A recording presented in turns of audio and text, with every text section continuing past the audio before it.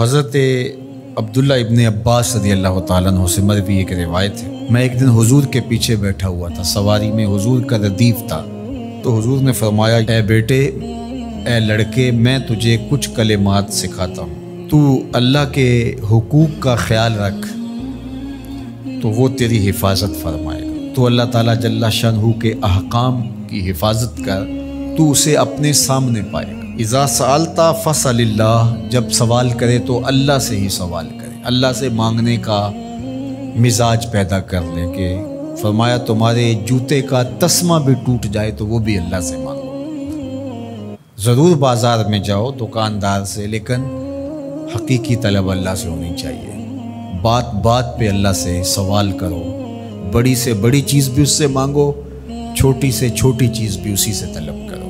ہماری ساری ضرورتوں کا کفیل ہمارا رب، ہمارا مالک ہے۔ تو دوسری نصیحت یہ کی کہ جب تو استعانت طلب کرے، مدد طلب کرے، تو اللہ سے ہی استعانت طلب کرے۔ وعلم اور جان کہ اگر ساری امت، سارے لوگ، پوری قوم جمع ہو کے تمہیں فائدہ پہنچانے کی کوشش میں لگ جائیں تو تمہیں وہی فائدہ پہنچا سکتے ہیں جو تیرے لیے تیرے رب نے لکھا ہے۔ اور فرمایا وَإِنِ اجْتَمَعُوا عَلَىٰ أَن يَضُرُّوكَ بِشَيْءٍ، اور اگر تمہیں نقصان پہنچانے کے درپے ہو جائیں، لَمْ يَضُرُّوكَ إِلَّا بِشَيْءٍ قَدْ كَتَبَهُ اللَّهُ عَلَيْكَ، تو تجھے صرف وہی نقصان پہنچا سکتے ہیں جو اللہ نے تیرے لیے لکھا ہے۔ سارا زمانہ بھی مخالف ہو جائے، تیرا کچھ نہیں بگاڑ سکتا۔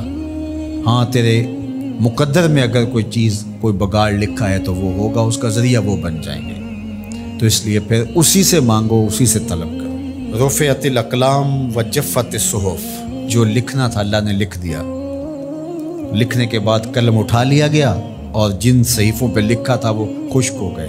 اب کتابیں بند ہیں، تو اس لیے اس نے تیرے لیے جو لکھا ہے وہ ہو کے رہے گا، تو خام خواہ لوگوں سے ڈرنے کی ضرورت نہیں ہے، اور تیرا فائدہ، تیرا نقصان اسی کے دستے قدرت میں ہے، تو اسی سے طلب کر، اسی سے مانگ۔